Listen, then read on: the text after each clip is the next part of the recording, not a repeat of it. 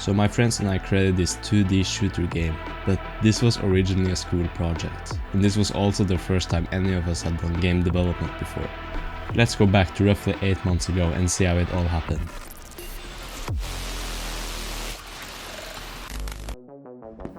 The year just became 2022, and we had to go to school again. But little did we know that the teachers had something big planned for us.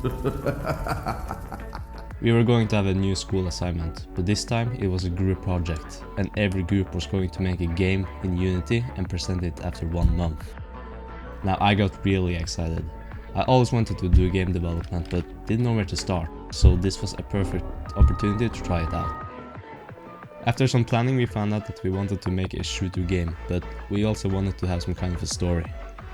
Our story is extremely original, and we did not have the exact same story as the Metro 2033 series. No, of course not. At school we are supposed to be completely original, so we would never copy someone else's story. The story of our game is basically that the entire world got bombed and radioactive as a result of the Cold War.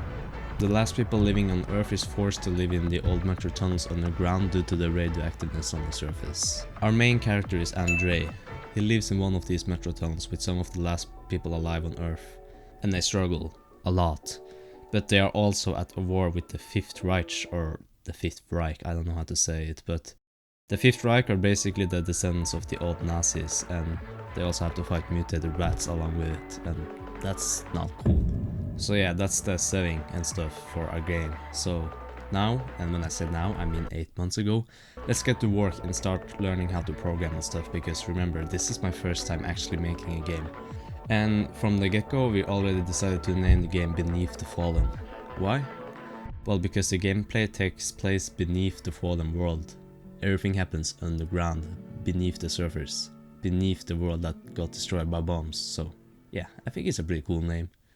So the owners in the group made some nice logos for the game, and hey, that's actually the channel logo. Wow, that's insane. I started implementing the core gameplay, so things like walking, shooting, and looking around with the mouse, and of course I used Brackett's tutorial to figure out how to do it, as any human would have done in the same situation. And I made this gaming setup also with blocks and stuff, yeah. After that I created a flashlight, and this is a pretty vital part of the game, because our guy Andre isn't born with night vision eyes and needs to, see where he's going in the dark, because it's pretty dark in tunnels and he needs... Then I added sprinting, but later I made a stamina system so, he can't run forever. Then I did the hardest thing yet, adding in an ammo/magazine system. This was kind of tricky because the tutorial I used was for a 3D game and not a 2D game, but it ended up working out eventually. And then I added in dialogue boxes, and apparently you can also shoot them while talking to them. Okay, cool, I guess. Now it's time to make the main menu for the game. And this is probably one of the coolest aspects of the game. So I don't think I mentioned this yet, but one of my group members was actually Cevvo. And if you don't know who Cevvo is, he's basically the guy who makes all of my music, so big shout out to him. Anyways, for this game he made some really nice music and also made this insane video in Blender. Like Metro Tunnel something, yeah. Anyways, the point is, it's really cool. So I put the music and this video together to make a main menu, and this is how that looks like. It's so fucking cool.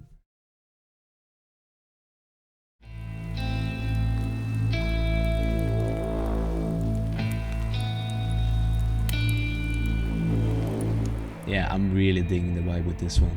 We currently don't have enemies or levels, so let's fix that.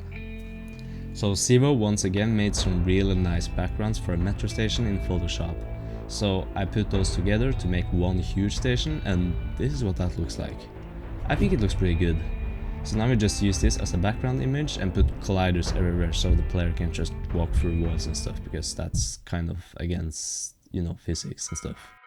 Then I made it so you can actually talk to close by NPCs instead of pressing this huge ugly button.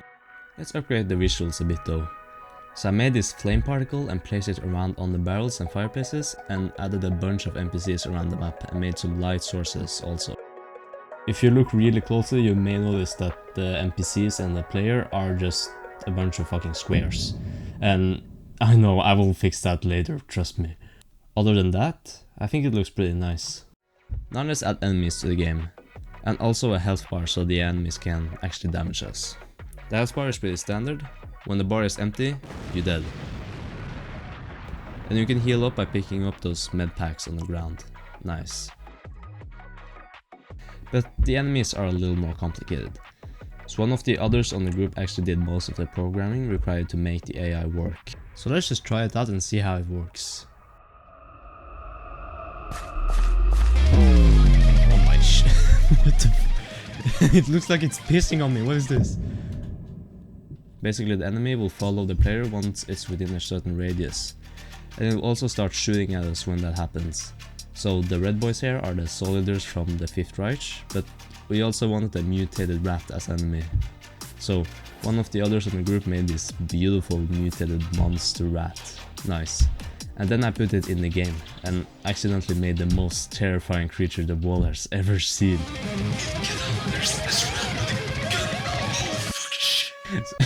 So we fixed him up and now he is a completely normal rat who just wants to kill you. Nice. He deals damage if he touches you, so don't let it touch you or yeah, you're not gonna like it. So our plan is to have the player, aka Andre, first start in the station where there's a bunch of NPCs you can talk to. By talking to them, the player learns about the story and the lore and how the people actually have it down there in the station. Then the player needs to find the surgeon, which is up here, by the way. He will get the mission from the surgeons and go down in the tunnels. But we don't have a tunnel yet, so let's fix that. Cevvo made these nice backgrounds for the tunnels and I put it together and put colliders and stuff on it, just like with the previous map of the station. And this is what the tunnel level looks like. So the objective you got from the surgeon is to kill all the mutated rats down there in the tunnel. And therefore it makes sense to have this objective thing in the corner. And it says like how many rats you need to kill and how many you have killed, so it just keeps tracks of your progress.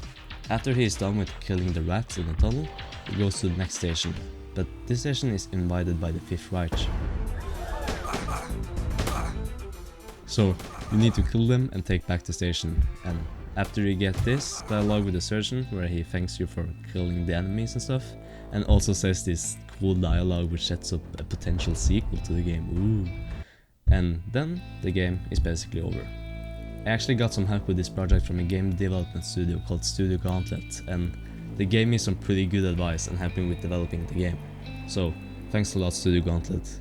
They are way better at making games than me, so yeah, check them out and their games. I will have a link from them in the description. And they actually just released a new game recently, I think, so yeah, anyways, check them out. So remember when I said we only had 1 month to make the game and show it off to the teachers? Well, it has actually been like more than 3 months, so we need to show it to them now, but we have a problem. The enemies and NPCs are still just squares, and also the player is just a square. And I also had to make this quick tutorial segment for the first part of the game. So it's better than nothing, but the enemies and NPCs are still just fucking squares, but we will fix that later though. So after presenting Beneath the Fallen for the teachers and completing the assignment, we ended up getting an A for the whole thing. Hey, let's go! But the game still has some issues that needs to be fixed. There's no pause menu, a lot of bugs, no end credit scene, and also we need to fix the goddamn squares. After some time fixing these things, I made an official Beneath the Fallen itch.io page. Exported the game from Unity and put it on this page, where it still lies to this day. If you're not familiar with itch.io, it's basically just Steam, but for smaller indie game developers. And let's go, no more squares! If you want to try Beneath the Fallen for yourself, there is a link in the description for it, or there will be like an info card thing in the corner. It's completely free to play if you just skip this donation thing, and it's Windows only by the way, just in case you're trying to play it on mobile or Mac or something. Also, I have a Discord server now, so if you want to talk to me and others more directly, or you want advice, or you want to give some suggestions or anything really, then you can do it in the Discord server. It's very basic Discord server, but yeah, it works. Anyways, that's it from me. See you next time, and yeah, bye bye.